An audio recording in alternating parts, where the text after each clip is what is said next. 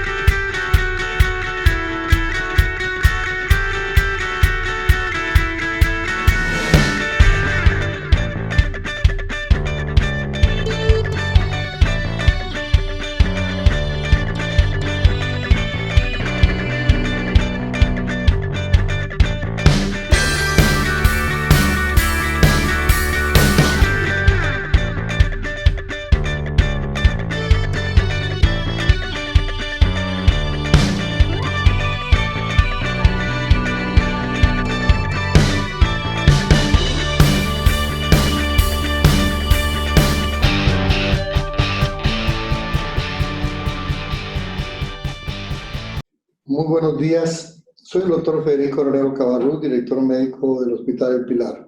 Es un gusto estar nuevamente con ustedes en nombre de la Junta Directiva de la Asociación Española de Beneficencia, de la Dirección Ejecutiva y de la Dirección Médica.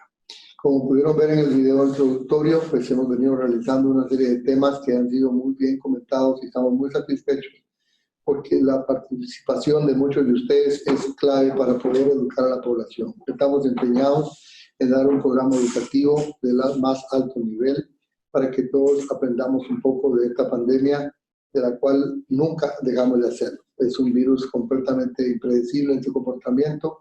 Esto nos ha hecho modificar hasta los tratamientos, no los sistemas de diagnóstico, pero sí los protocolos, y verdaderamente cada día aprendemos más y más. El día de hoy tengo el gusto de presentarles al doctor Edgar Illescas. El doctor Edgar Illescas es médico y cirujano egresado de la Universidad de San Carlos de Guatemala, es especialista en medicina interna con posgrado en el Hospital General San Juan de Dios y tiene un entrenamiento muy completo de cardiología general y cardiología intervencionista, que es algo adicional a su primera especialidad que la realizó en el Hospital Ignacio Chávez de México. El doctor Edgar Illescas es uno de los médicos de reciente incorporación al staff del Sanatorio El Pilar y ha sido nombrado coordinador de la unidad de hemodinamia, y ya platicaremos un poco de los avances de esta de envergadura que tiene para la población, para el país y por supuesto para el hospital. Bienvenido, doctor Edgar Illescas, así que vamos a proceder con él a la primera presentación y esperamos que ustedes participen abiertamente como siempre. En la parte inferior de su pantalla aparecen las letras Q y A y eso permite que ustedes puedan hacer las preguntas directas al doctor Illescas y se irán resolviendo sobre la marcha. Edgar, bienvenido. Muy buenos días, muchas gracias por este espacio. Pues para mí es un gusto poder platicarles hoy un poco del coronavirus y el corazón. Hay que empezar diciendo que para el coronavirus todavía tenemos muchas preguntas a las cuales no existen las respuestas más adecuadas. Sin embargo, con el paso de esta enfermedad, con el paso de esta pandemia, hemos ido adquiriendo un poco más de conocimientos y nos damos cuenta que el coronavirus no solo es una afectación del pulmón únicamente.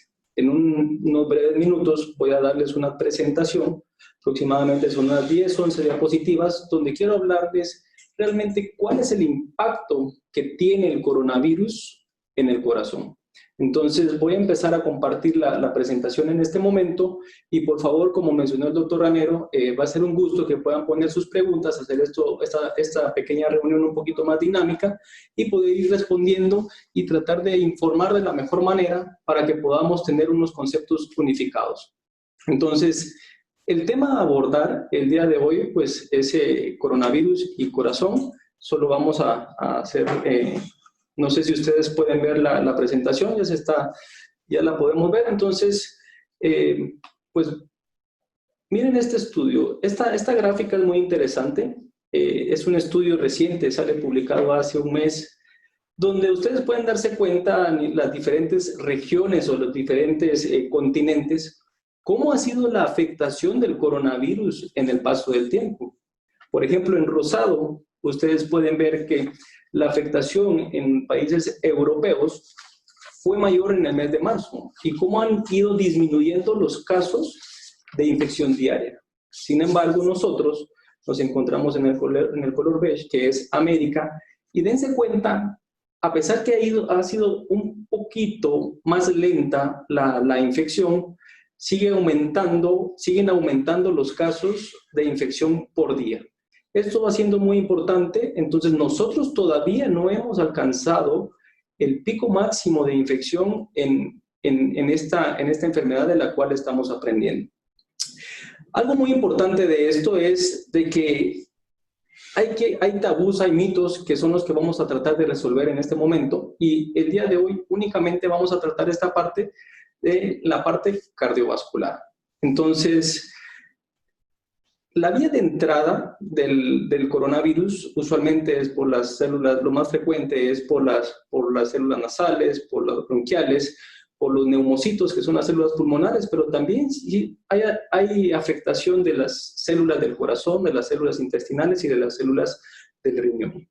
Entonces, siguiente, por favor.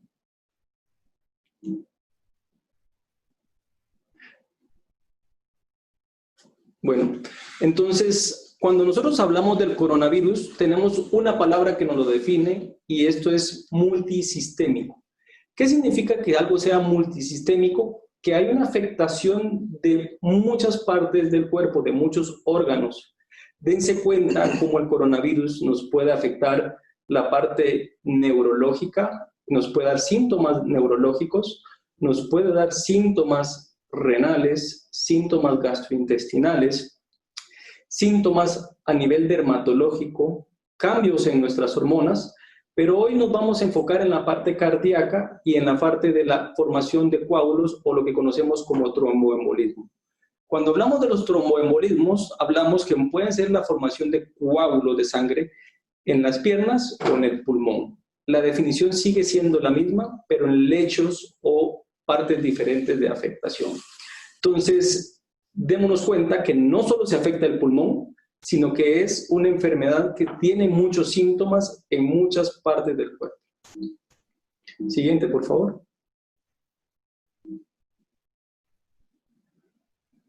Ok, entonces, el primer punto a discutir aquí es el coronavirus y la enfermedad cardiovascular preexistente. ¿Tiene un mayor riesgo de presentarse como enfermedad grave y muerte? Bueno, pues recordemos que existen los pacientes que son asintomáticos, los pacientes que son leves, o los pacientes que tienen neumonía, la cual ya se clasifica en leve, moderado y severo. Entonces, como en muchos estudios, como en muchas infecciones respiratorias previas, como lo han sido las diferentes pandemias, la mayor mortalidad se encuentra en las personas mayores. Pero aquí tal vez es la primera creencia, que esta es una enfermedad del adulto mayor, y la respuesta es no.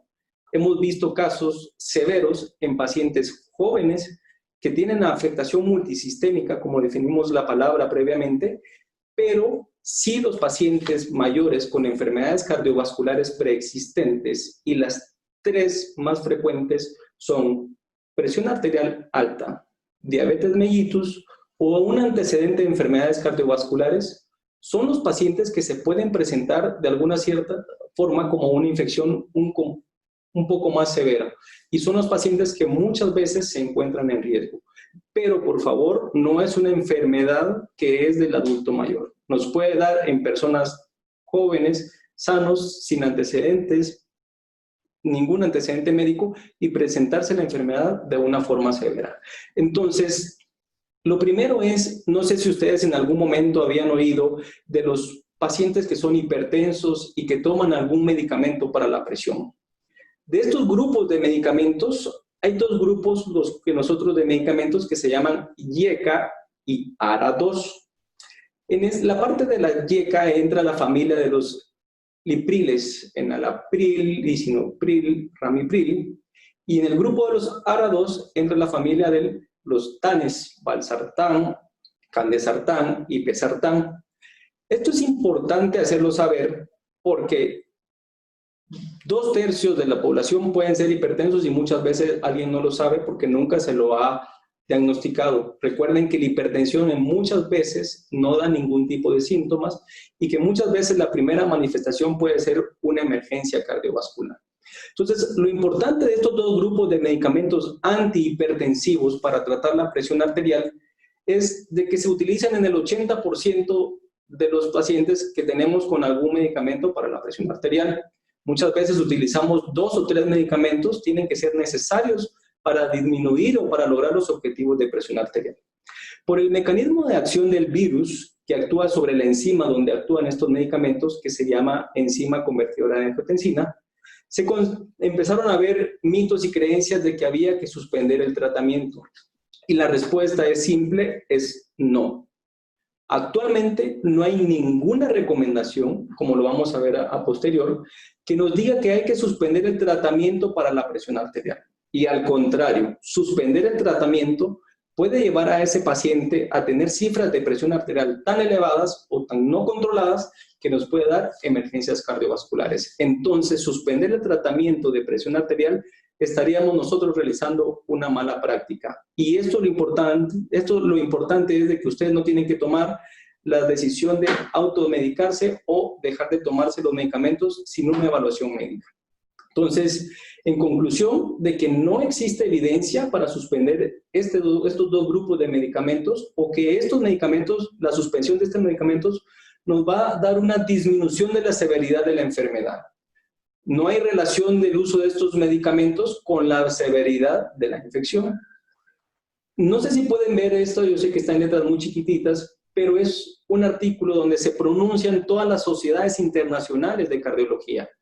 Desde marzo sacan estas publicaciones, se pronuncia el Grupo de Hipertensión Europeo, la Sociedad Americana de Cardiología, el Grupo Canadiense y el Grupo de los Británicos. Y todos sacan en conclusión que si el paciente es estable, no tiene ninguna razón para suspender el tratamiento y que no hay evidencia actual científica que nos recomiende suspender el tratamiento para la hipertensión arterial con estos dos grupos que mencionamos anteriormente.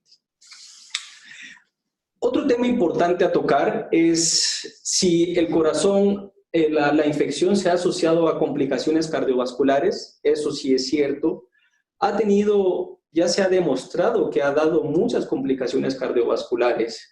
Nos puede llegar a provocar una pequeña inflamación y, como les digo, conforme el tiempo va avanzando, esto va aumentando los datos que nos van dando los estudios, porque al principio se creía que la inflamación se presentaba en un 5 o 10%. Sin embargo, actualmente los números pueden ser un poquito mayores con los estudios que ya son dirigidos a ver este grado de inflamación.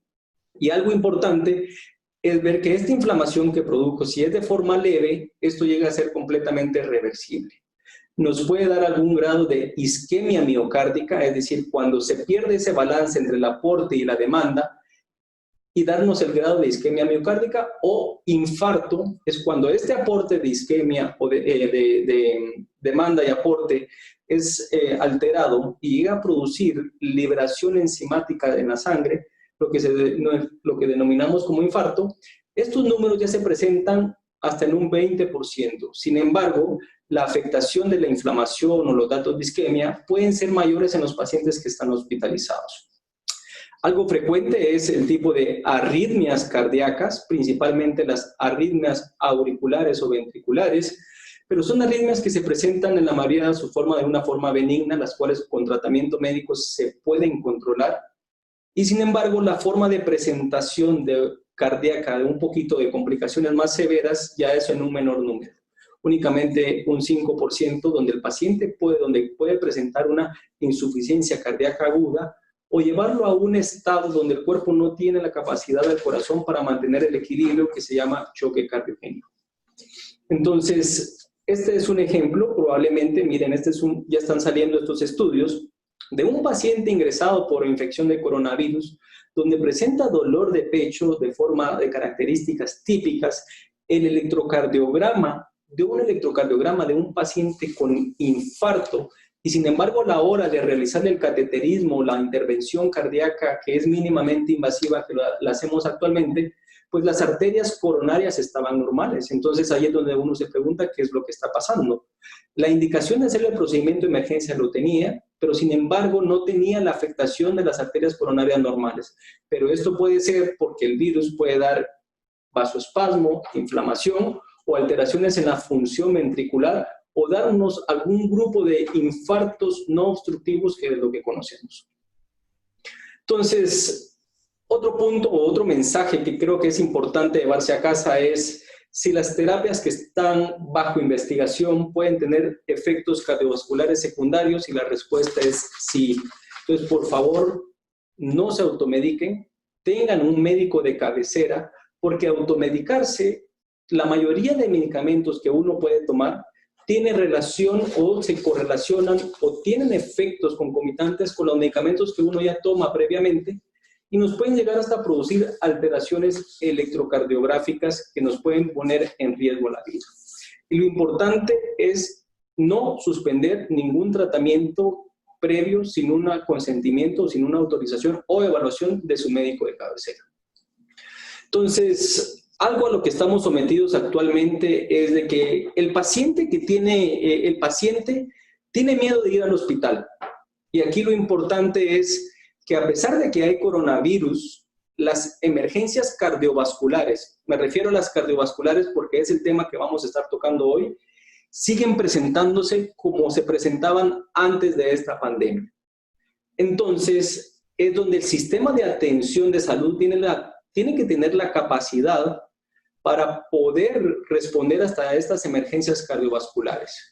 Actualmente, los protocolos que están liderados por el doctor Ranero, pues en el hospital ya están bien establecidos de cómo se atienden los pacientes que son sospechosos y cómo se atiende a un paciente que no tiene síntomas relacionados al coronavirus. Las emergencias siguen atendiendo las 24 horas del día y los protocolos ya están bien establecidos. Y como les digo, seguimos aprendiendo del manejo de estos pacientes. Existe mucho miedo de querer consultar al hospital, pero sin embargo, pues con el paso del tiempo hemos aprendido a manejar estos protocolos de los pacientes que son sospechosos y los pacientes que no tienen ninguna sospecha.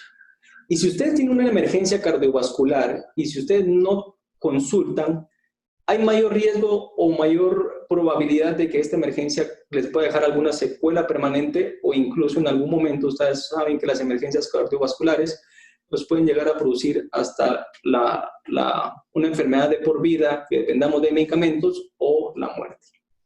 Entonces, siempre existen retos para el manejo de los pacientes que tienen coronavirus y que pueden presentar una emergencia cardiovascular. Y desde la parte médica existe el miedo de exponerse al coronavirus, ¿verdad? Hay que asegurarnos que la seguridad del personal de asistencia sea la adecuada. Y tenemos que aprender a diferenciar a los pacientes que vienen con una emergencia cardiovascular de los que no tienen emergencias cardiovasculares. Entonces, esto sigue presentándose. Y lo otro es de que todo trabajador de salud probablemente somos un poco más vulnerables a la población general a presentar la infección. Pero también es el mismo abordaje de lo que hemos trabajado el día de hoy, que los protocolos han mejorado tanto que, por ejemplo, en instituciones donde los protocolos están bien establecidos, la infección del personal de salud ha sido actualmente números muy pequeños en lo que se está presentando, que es muy comparativo a las personas, a la población en general.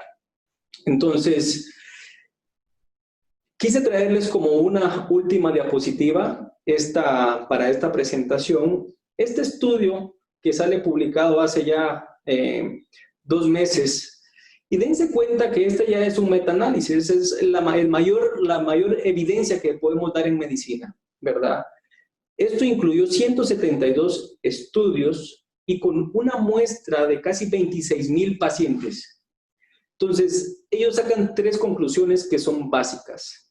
Si ustedes tienen más de 1 metro de distanciamiento social, hay una reducción de contagio del 82%. Son medidas muy fáciles. El uso de la mascarilla, y esto también hacen un énfasis principalmente en el uso de la mascarilla y más en el ámbito del personal de salud, la reducción del contagio es de un 85%. Y la protección ocular nos da una reducción del contagio de un 78%. Entonces, démonos cuenta de este estudio, que este estudio, como les dije, ya es un metaanálisis, es la recopilación de varios estudios, nos dice que con estas tres medidas simples, los grandes porcentajes que podemos lograr de reducción de infección, tomando estas tres medidas, que es 1 metro de distancia, el uso de mascarillas y la protección ocular. Entonces, muchas gracias, doctor Ranero.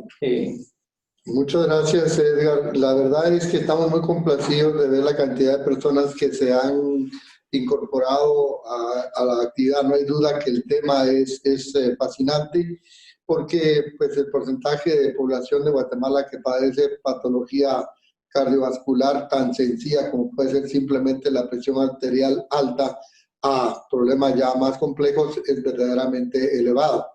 La verdad es que yo sí quisiera marcar una diferencia en el sentido de que no todos los hospitales son iguales. Nosotros como Hospital El Pilar nos hemos tomado muy en serio el asunto de la pandemia, y desde el primer aviso que la Organización Mundial de la Salud declara pandemia, obviamente a nivel mundial, nosotros iniciamos la elaboración de los protocolos, que si bien es cierto me ha tocado a mí coordinarlos, es a través de un comité que se llama Comité de Infecciones Asociadas a la Salud, y de eso es un grupo de profesionales de distintas especialidades. Nos preparamos con todos y absolutamente todos los protocolos y los hemos tenido que ir adaptando sobre la marcha.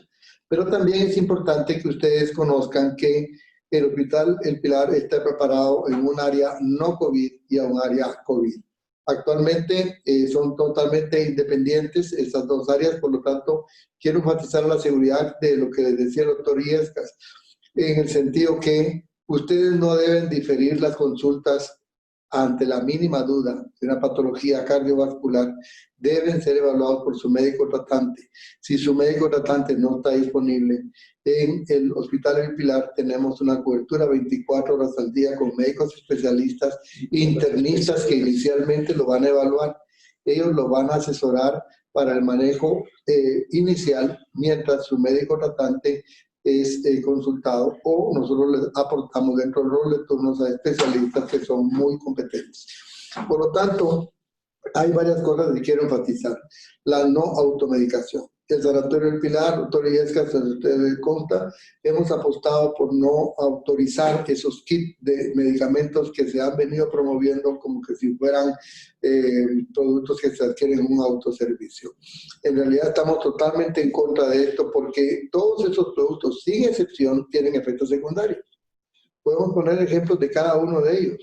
La simple aspirina, por ejemplo, hay pacientes que están tomando una, usted no me lo va a dejar mentir, por su patología cardiovascular toma ya un anticoagulante y además agrega una aspirina, va a tener complicaciones que el doctor Illescas explicará. Productos como ivermectina, productos como acitromicina, productos como antialérgicos, productos como esteroides. Verdaderamente consideramos que es una irresponsabilidad promover ese tipo de kit.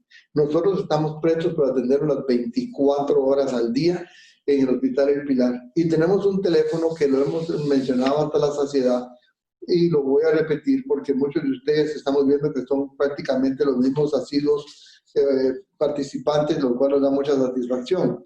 Anoten ese número, 5535-9308. Repito, 5535-9308. Es un teléfono que está disponible las 24 horas al día para que ustedes puedan llamar y hacer las consultas. Hay muchas preguntas relacionadas ya con respecto a los servicios que el sanatorio presta, pero como nos interesa desarrollar el tema del doctor Illescas, hay alguna cosa importante.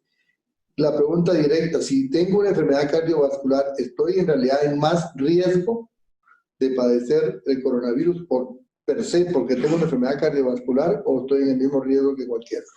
Bueno, la verdad que gracias, y qué buena pregunta, doctor. El riesgo de padecer el coronavirus es el mismo, pero el riesgo de presentar el coronavirus de una forma más severa que requiera hospitalización o cuidados críticos es mayor. Como les dije, los estudios que están saliendo nos hablan de los pacientes hospitalizados. Y ellos demuestran que lo de los pacientes hospitalizados, un gran número de ellos eran hipertensos, diabéticos y tenían algún antecedente de enfermedad cardiovascular. Y de los pacientes que requirieron cuidados críticos, fue mayor todavía este porcentaje, pero siempre siendo hipertensos, diabéticos y el antecedente de enfermedad cardiovascular. Recordemos que la hipertensión, la diabetes, doctor, la obesidad, todo esto son enfermedades inflamatorias. Entonces, nosotros, el endotelio, que es la capa que se encuentra en todas las arterias, en estos pacientes hay cierta afectación y nos vuelve algo en cierto punto como inflamatorio. Entonces, la respuesta concreta es: el riesgo es el mismo, pero el riesgo de presentar una enfermedad cardiovascular, una enfermedad o una infección más severa es mayor, con mayores complicaciones. Hay una pregunta interesante, persistente, que dice que normalmente el doctor mencionó en su presentación que las personas mayores eran las que tenían patología cardiovascular, pero la pregunta concreta es que hay personas jóvenes que ya empiezan a padecer problemas de la presión, que están relacionados a los malos hábitos alimenticios, a la no práctica de ejercicio, a la obesidad que ya está fuera de control. Ya el problema de obesidad es un problema de salud pública. Y entonces, ¿en qué momento puede empezar a padecer de la presión arterial? Yo soy pediatra, lo digo en todos los programas, y ya tenemos niños que padecen de hipertensión arterial en pediatría. Y eso era algo inconcebible hace 30 años. Actualmente ya nosotros no debemos de dejar pensar en eso. Un comentario con respecto a las personas jóvenes que se consideran saludables, pero que no tienen un control preventivo. ¿En qué momento hacerse un chequeo? Porque antes se recomendaba a partir de cierta edad hacer un control, pero con esta presentación actual ya de problemas de la presión arterial en personas relativamente jóvenes, obesos, y que tienen factores concomitantes, ojalá el tabaquismo o cosas así que sean, entre comillas, relativamente fáciles de conocer, pero hay otro tipo de medicamentos y estimulantes que los muchachos jóvenes toman. Hay una pregunta relacionada sobre el uso de estimulantes. No menciono las marcas comerciales, pero los muchachos muchas veces utilizan ese tipo de bebidas energéticas. Por favor, es una pregunta muy general, pero tiene que ver con la presión arterial. Sí. ¿Cuándo hacerse el control? ¿En qué momento hacer el chequeo? Bueno, también es una muy buena pregunta. ¿Cómo vamos a definir el paciente joven? Pues ya hay grupos etarios que nosotros conocemos, pero yo creo que un control, un chequeo, y siempre lo digo y me gusta decirlo cuando me toca exponer de presión arterial o de diabetes, es la hipertensión y la diabetes mellitus es lo que se conoce como el asesino silente. Uno muchas veces llega a presentar síntomas ya en estadios muy severos. Y como mucho en medicina, doctor, lo importante es individualizar los casos. Es aquí donde juega un papel muy importante el contexto general de esa persona. Si tiene algún antecedente cardiovascular en su familia, si sus papás son hipertensos, si un hermano mayor, por ejemplo, de él es hipertenso, porque recuerden que el 90% de los pacientes con hipertensión es lo que se conoce como hipertensión esencial, que no se encuentra una causa y donde probablemente el componente genético tiene un papel muy importante. Pero sin embargo, si miramos una persona joven, nos referimos entre los 20, 30 años, según tercera, cuarta década de la vida, pues nosotros tendríamos que buscarle una causa secundaria, que es en menor porcentaje, pero es ahí donde juega un papel importante la evaluación médica o la detección de parte de su médico de cabecera. Lo otro es las bebidas energetizantes. Es importante, probablemente no tiene relación ahorita con el virus, pero cada vez es más frecuente que estamos viendo en las emergencias, y nos ha tocado en estas 2 semanas que ha pasado, es personas que toman medicamentos o bebidas también o suplementos para bajar de peso, muchas veces se presenta como en forma de taquicardia.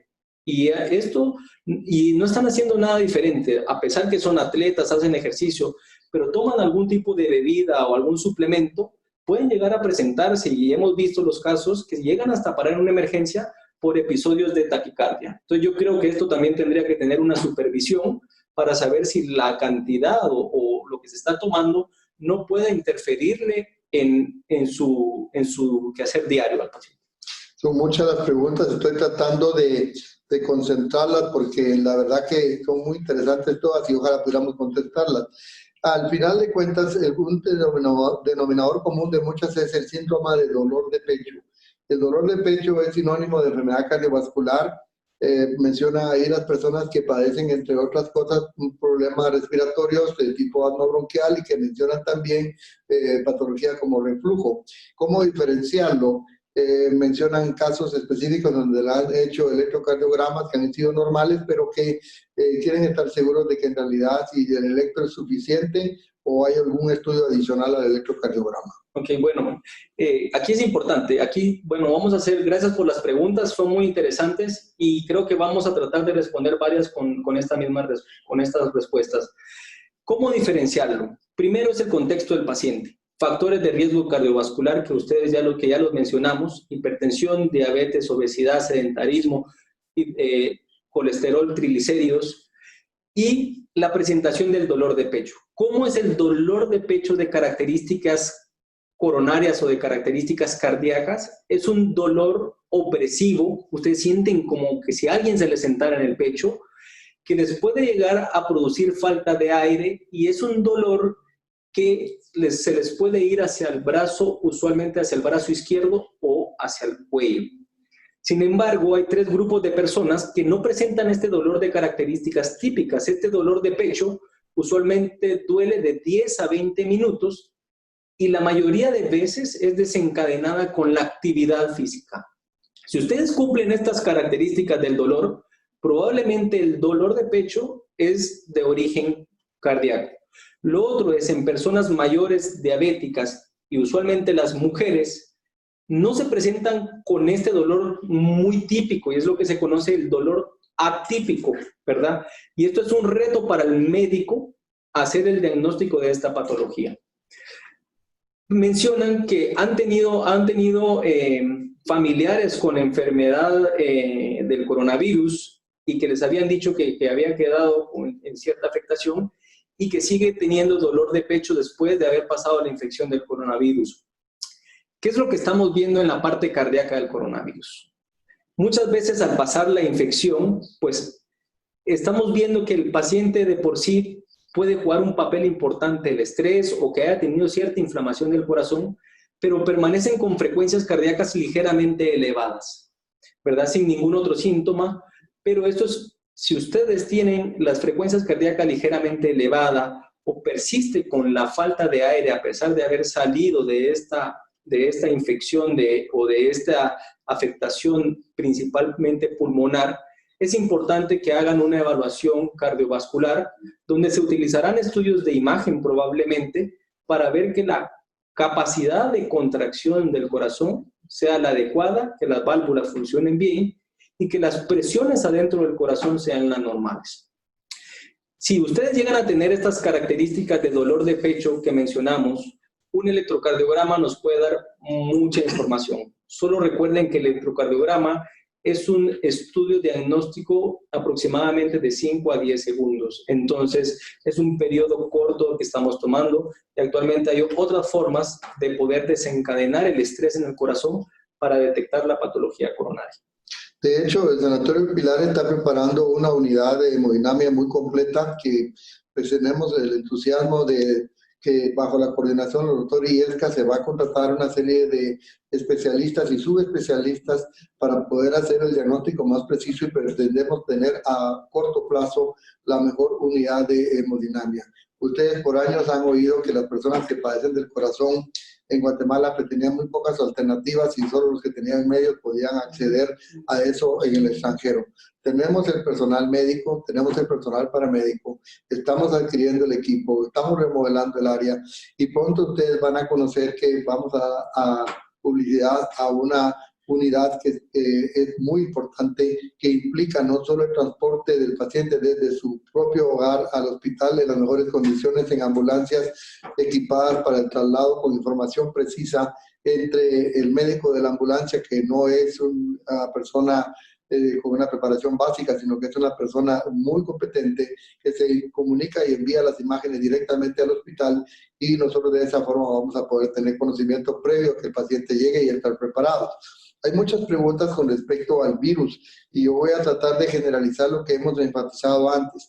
Primero, sabemos que el virus no lo podemos detener. Ustedes van a ver las noticias y todos los días las redes sociales nos bombardean de eso. Yo siempre digo sarcásticamente que no hemos salido ni de la primera etapa, ya estamos envueltos en la segunda fase de la enfermedad, pero que es más dañina, doctor, y es mucho más deleteria porque la gente se deja llevar mucho por la recomendación. De hecho, las preguntas que están entrando, muchas son sobre recomendaciones que les hacen de tratamientos cuando el doctor ha sido enfático en no automedicarse.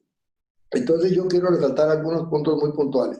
Sabemos que el virus no lo podemos detener, es inevitable. El virus es como el viento, no lo podemos detener. Consecuentemente nos vamos a tener que aprender a acostumbrar a convivir con él. Cuanto más tarde nos enfermemos, mejor, porque los sistemas de salud van a estar mejor preparados y los médicos hemos aprendido más. Créanme que no es lo mismo hablar de coronavirus hoy que haber hablado la semana pasada, de haber hablado hace 15 días. El tratamiento ha cambiado en algunos aspectos muy puntuales. Sabemos que es muy contagioso. Si sabemos que necesita un transportador, que es el ser humano, la única forma que el virus llegue a la casa es porque usted lo lleva. Esas medidas de liberación que el gobierno ha dictado, que entendemos que es para encontrar un punto de equilibrio entre salud y economía, son muy interesantes, pero también son muy peligrosas. Si sus vecinos salen a hacer ejercicio, van a los centros comerciales, se liberan y empiezan a salir a las actividades normales, déjenlos, es su responsabilidad. Usted siga tomando las medidas de precaución que el doctor ya enfatizó en su última diapositiva con porcentajes muy puntuales en un metaanálisis. ¿Qué quiere decir? Que son cientos de estudios que demuestran la eficacia del lavado de manos, del uso adecuado de la mascarilla, del distanciamiento social y del confinamiento en el hogar. Eso lo vamos a repetir siempre hasta la saciedad. Existen otras preguntas muy concretas con respecto a las personas que tienen marcapaso. El paciente que tiene marcapaso puede recibir el tratamiento COVID, puede ser ingresado a un tratamiento convencional. Bueno, el marcapaso, recuerden que nosotros tenemos la parte eléctrica del corazón. Entonces, si usted tiene un marcapaso es que porque tuvo un problema en el trastorno de conducción, la estimulación cardíaca. ¿Se toma como enfermedad cardiovascular? Sí, pero sin embargo esto no lo va a convertir en un paciente diferente a los previos. Esto usted tendría que tener las mismas recomendaciones que tiene cualquier persona que no tenga marcapaso. Si lo hace susceptible a tener una enfermedad más severa, pues probablemente sí lo tomaríamos como una enfermedad cardiovascular. Creo que como mensajes puntuales que tendríamos que dejar aquí es qué hacer si yo tengo síntomas. Primero es contacte a su médico de cabecera, no automedicarse. Lo otro es, tiene que mantenerse hidratado. Preguntan la utilización del oxímetro y creo que es una buena medida poder tener un oxímetro en casa y poder ver cómo está la concentración de oxígeno en su casa. Y lo otro es, en el momento que uno tenga síntomas, tiene que tener un aislamiento estricto en la casa, ¿verdad? Yo quisiera insistir en el teléfono 55359308. No se imaginan la cantidad de personas que se han visto beneficiadas con ese teléfono, porque los médicos no siempre estamos disponibles, por X o Y razón. Lo importante es que si usted tiene su médico tratante, hay varias preguntas muy puntuales con respecto a medicamentos y a los resultados de la presión arterial y si se deben cambiar o no los medicamentos. El doctor fue claro, use su medicación, pero dirigida por su médico tratante. No se automedique, no se deje llevar por las redes sociales, no suspenda su tratamiento. Busque la asesoría médica lo más pronto posible si usted se siente mal. Es mejor que venga al hospital y le digamos, no se preocupe, esté tranquilo, todo está bajo control, y no le digamos al revés, mire, lástima que no vino antes.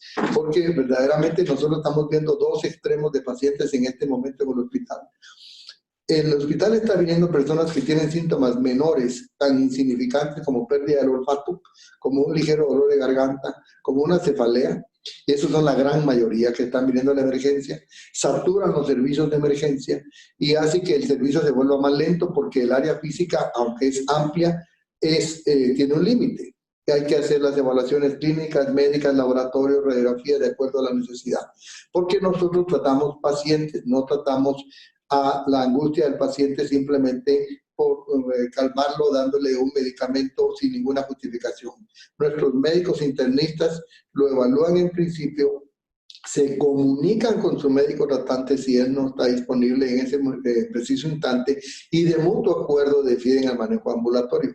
Tan es así que por el flujo tan grande de pacientes en la emergencia, nos hemos visto obligados a que se evalúa al paciente, si se encuentra en buen estado general, este es enviado a su domicilio aún sin tener resultados de la prueba de coronavirus, que es lo que a todo el mundo le preocupa. Pero esa prueba, aunque se corre internamente relativamente rápida, depende de la cantidad de pruebas previas que están en el laboratorio, por decirlo así, haciendo cola en el aparato, así no tardaremos tantas horas para poder dar el resultado. Consecuentemente, confíe en que nosotros le daremos la información directa a usted y a su médico tratante.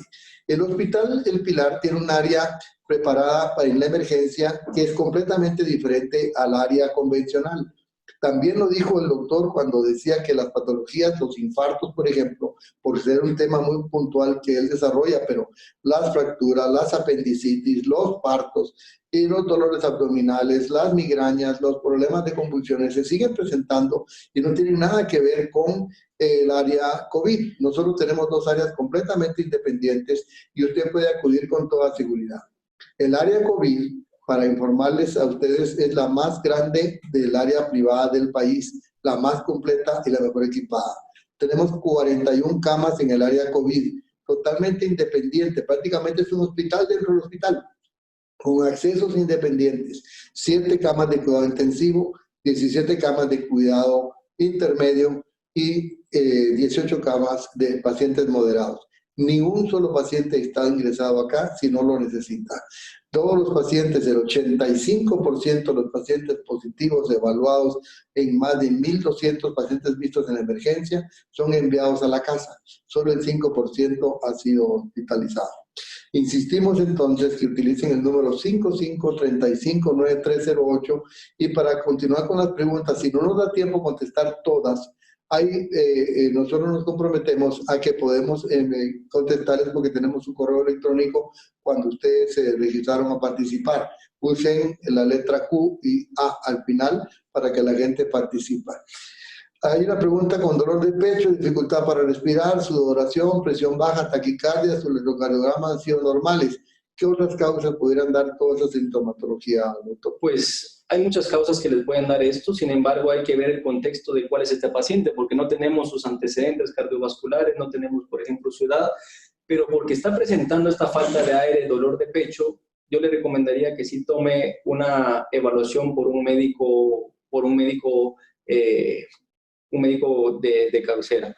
Entonces, actualmente podemos, nosotros en las clínicas de consulta externa, hay todas las especialidades a nivel, tenemos médicos neumólogos, alergólogos, gastroenterólogos, infectólogos, y entonces ustedes pueden comunicarse en las clínicas de consulta externa al 2378-5010 para tener un contacto con algún médico principal. Por los síntomas que usted menciona, yo creo que sí es importante tener una evaluación. Solo la presencia de un electrocardiograma normal no descarta la presencia de otras causas o de otras enfermedades. Otra pregunta que es muy importante es la parte preventiva en pacientes que tienen padecimientos cardiovasculares. Si hay algún protocolo para los medicamentos, y la respuesta es no, ¿verdad? No hay ningún medicamentos preventivos en personas que tengan enfermedades cardiovasculares para tomar si tienen o puedan llegar a presentar la infección de coronavirus. Precisamente yo quiero enfatizar en eso. Nos van a oír hasta la saciedad repetir muchas veces cosas que parecieran repetitivas, pero en realidad no lo son. Yo lo decía al principio, nos hemos tomado muy en serio el plan educacional porque creemos que nosotros no podemos autorizar y permitir que las personas se automediquen en primer lugar. porque le estamos ofreciendo un servicio de consulta telefónica las 24 horas al día, un servicio presencial si ustedes lo necesitan acá. Y por supuesto, no pretendemos que ustedes dejen por un lado sus médicos tratantes, que son los médicos quienes los conocen por siempre. Pero a veces suceden situaciones que no se pueden comunicar de inmediato por estar ocupados, ¿verdad? Hay una frase que yo he estado usando mucho con respecto a la pandemia: tengamos paciencia. Esperemos que la curva tienda a aplanarse y ya van a empezar a ver noticias a veces alentadoras con respecto a que pronto se va a acabar. La pandemia viene para largo, no es a corto plazo. Nos vamos a tener que acostumbrar a convivir con ella. No hay certeza de que la vacuna esté disponible a corto plazo. No hay tratamientos preventivos. Esos tratamientos que venden en las farmacias, que los mencionan como preventivos, que antigripales, que descongestionantes, en el paciente que tiene patología cardiovascular están contraindicados. Por favor, doctor, enfatice el uso de esos antigripales, descongestionantes y medicamentos de uso popular con medicamentos para la presión arterial o para el corazón. Por favor, enfatice usted la importancia de no usar. Sí, claro, es importante. Recuerden de que la mayoría se tienen alguna relación de los medicamentos. Entonces, estaban preguntando de si lo que recomendaban en las farmacias lo pueden estar tomando como preventivo, como kit. Yo creo que el doctor ya lo mencionó. Esto puede ser hasta tener un efecto dañino, más si usted tiene medicamentos para controlar las enfermedades cardiovasculares, como es la hipertensión, la insuficiencia cardíaca, la diabetes mellitus. Entonces, es sumamente importante que no se automediquen. Ningún medicamento pueden ustedes automedicarlo si no es con el consentimiento de su médico tratante o su médico de cabecera. Preguntan también sobre la concentración de oxígeno en el aparatito, en el oxímetro, y uno puede estarse midiendo diariamente la concentración de oxígeno, y si es menos de 90, ustedes ya tienen que ir a una emergencia. Si la concentración de oxígeno en el aparato, que se llama oxímetro de pulso, es menos de 90, ustedes tienen que acudir a una emergencia, porque probablemente van a necesitar un abordaje posterior. Sigue. Preguntan también de que qué secuelas cardiovasculares puede tener un paciente que ha tenido una infección moderada o severa. Pues probablemente qué porcentaje podría quedar de secuelas cardiovasculares. Pues la respuesta actualmente no la sabemos. Yo creo que se va a conocer esos datos en un futuro. Sin embargo, si usted tuvo algún grado de inflamación cardíaca o afectación cardíaca, tanto del músculo como que del saco que cubre el músculo, tiene que tener un seguimiento cardiovascular estricto, sumamente importante. Hay personas que están preguntando con síntomas o patologías concomitantes, por ejemplo, personas que padecen de reflujo y además de la presión arterial, padecen de asma y además de problemas coronarios. ¿A quién acuden? ¿Si al cardiólogo, al gastroenterólogo, al neumólogo?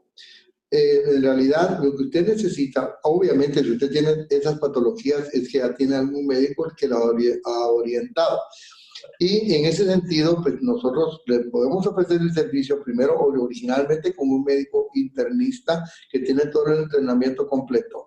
Él evaluará en ese momento cuál es la patología que más predomina y que requiere de un manejo integral. Estamos hablando de que usted puede acudir y debe acudir al hospital sin ningún temor. Hay una pregunta insistente que dice que si tengo una emergencia, llegar al hospital me pone en riesgo. Pues ya lo habíamos mencionado que tenemos áreas separadas, pero yo quisiera que el doctor lo aclarara, porque vuelven a preguntar también si puede repetir, por favor, el riesgo que corre una persona que utiliza marcapasos. Bueno, hay dos preguntas respecto a los marcapasos. El marcapasos se coloca cuando hay un trastorno en el sistema de conducción. Y la otra pregunta es marcapasos y desfibrilador. Probablemente esta persona que tiene el desfibrilador es porque tuvo el antecedente de alguna arritmia cardíaca maligna que tuvo en algún momento ya documentada y por eso tiene un desfibrilador. ¿Se toman como enfermedades cardiovasculares? Sí, es lo mismo. ¿Tiene más riesgo tener un marcapasos o tener un desfibrilador que una persona normal de contraer la enfermedad? Es no, pero si usted contrae la enfermedad por los antecedentes cardiovasculares, tiene mayor riesgo de que ésta se pueda presentar de forma moderada o severa. Esta sería la respuesta concreta, doctor. Hay una pregunta que también hacen cuando hay más de una persona positiva en el hogar. Las medidas de confinamiento en el hogar, si hay una única persona positiva, pues tienen que mantener el distanciamiento, el uso de la mascarilla y las medidas recomendadas para que esta persona no contagie a las demás y las demás se contagien. Pero si en el caso muy puntual que hay más de una persona, una pareja, por ejemplo, y los dos están positivos, no necesitan usar mascarilla, porque obviamente los dos ya tienen sintomatología y no tienen que tener el distanciamiento ni tienen que tener más medidas extremas. Y yo insisto mucho en que la gente, tenemos la percepción que la gente ha bajado la guardia, la gente como que o ya le perdió miedo a la enfermedad, a pesar de que el círculo cada día se le hace más y más estrecho. Usted no me podrá negar que cada día conocemos más personas cercanas que se fueron enfermando o incluso se complicaron y, por qué no decirlo, algunas que nos sorprendieron que habían fallecido. Verdaderamente es algo que nos afecta muchísimo. Entonces, no bajemos la guardia. El tema es no bajemos la guardia. No importa lo que las demás personas hagan. Usted siga enfocado en las únicas 4 cosas que puede hacer. No tiene otra opción. O es paciente y espera que la pandemia termine, o se convierte en paciente. Así de fácil. Usted no tiene alternativa. No hay medicina preventiva, no hay vacunas. Entonces, haga las 4 cosas que hemos insistido hasta la saciedad. Las terapias actuales para el COVID pueden dejar efectos deleterios sobre el corazón, y el doctor lo aclaraba. Pero nosotros hablamos ahora del término de cicatrices del coronavirus. Él puso una diapositiva, si no me recuerdo, la segunda, en donde hablaba de que era una enfermedad multisistémica y afecta pulmones, afecta aparato gastrointestinal, afecta riñones, afecta el sistema nervioso, afecta la piel, por supuesto afecta el sistema cardiovascular.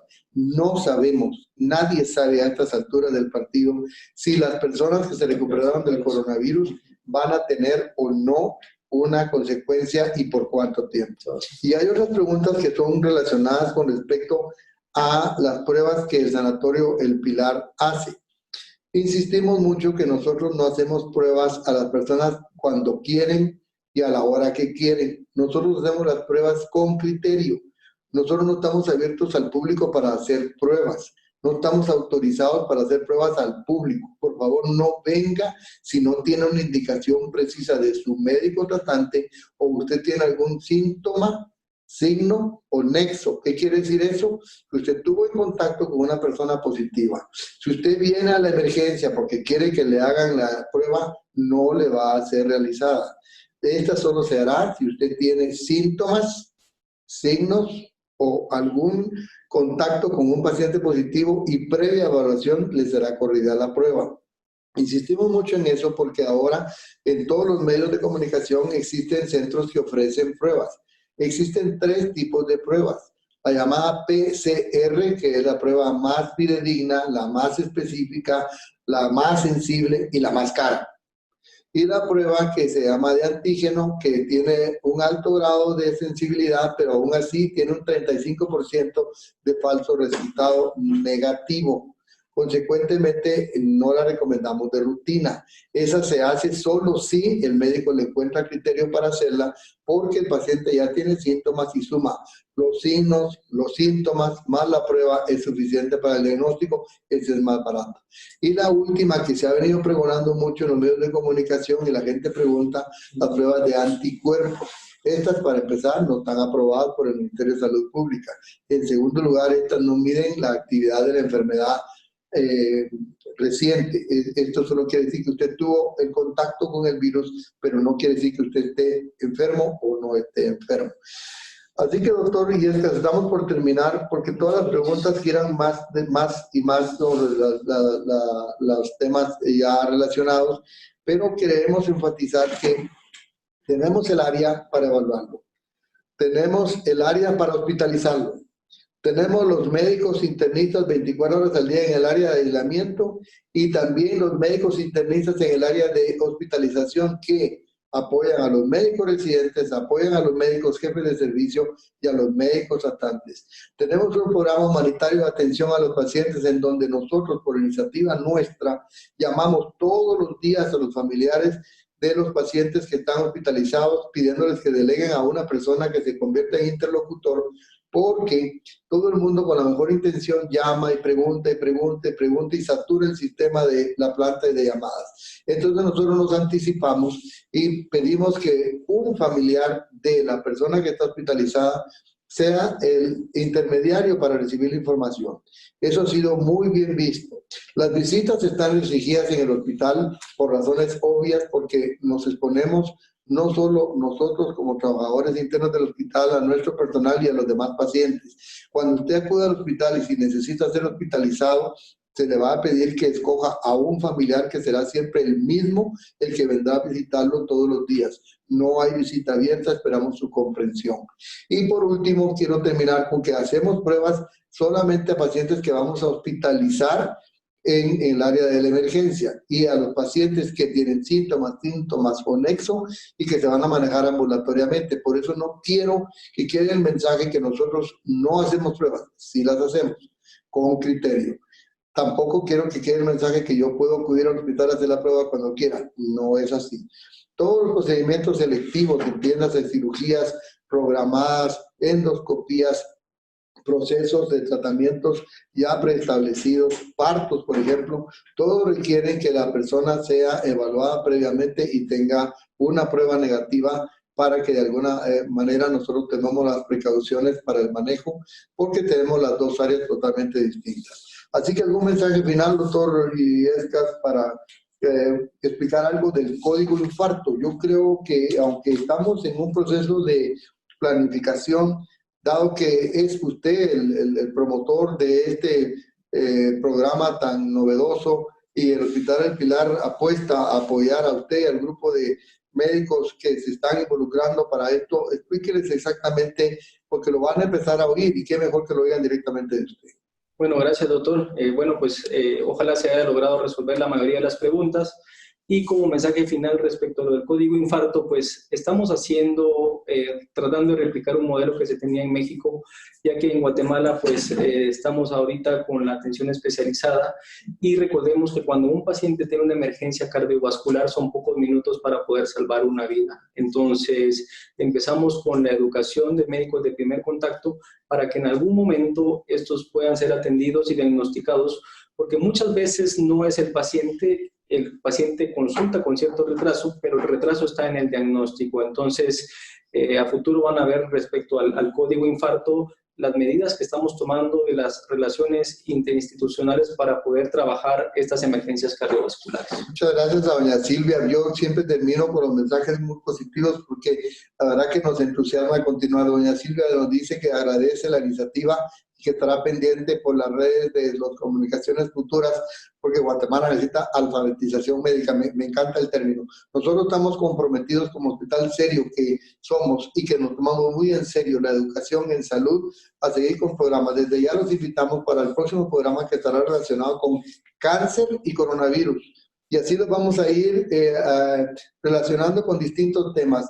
Estén atentos, les agradecemos mucho. Las preguntas que no fueron respondidas directamente por factor tiempo o porque son muy puntuales, el doctor Illescas se las contestará directamente por correo electrónico a cada uno de los que les escribió. Ténganos un poco de paciencia porque siempre lo hacemos, pero les llegará la respuesta. Muchísimas gracias por participar. Gracias, doctor Illescas, le agradezco mucho y un saludo en nombre de la Junta Directiva de la Asociación Española de Beneficencia, de la Dirección Ejecutiva, la Dirección Médica y de todo el cuerpo médico y paramédico del Hospital del Pilar. Vamos a salir adelante de esto. La pandemia tiene que terminar, por larga que sea, tiene que terminar. Primero Dios, logramos resolverla con buenos resultados favorables para Guatemala y para los pacientes. Un abrazo.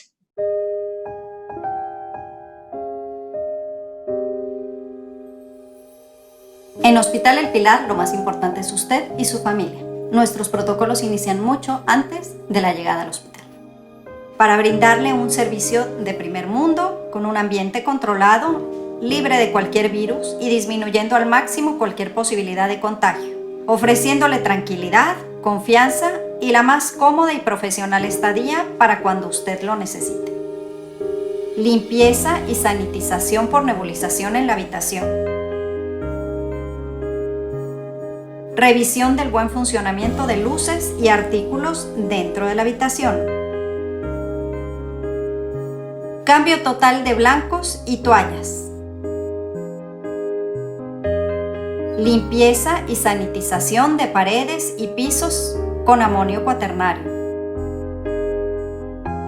Limpieza de vidrios, ventanas y espejos. Limpieza de polvo y sanitización de muebles y lámparas. Limpieza de loza y artefactos sanitarios. Como único hospital certificado, su cuidado y seguridad son nuestra prioridad y nos hemos hecho la promesa de realizar y supervisar todas las medidas necesarias de higiene y salud para que usted no corra ningún riesgo. Por una Guatemala mejor, por su bienestar y por el de sus seres queridos. Hospital El Pilar.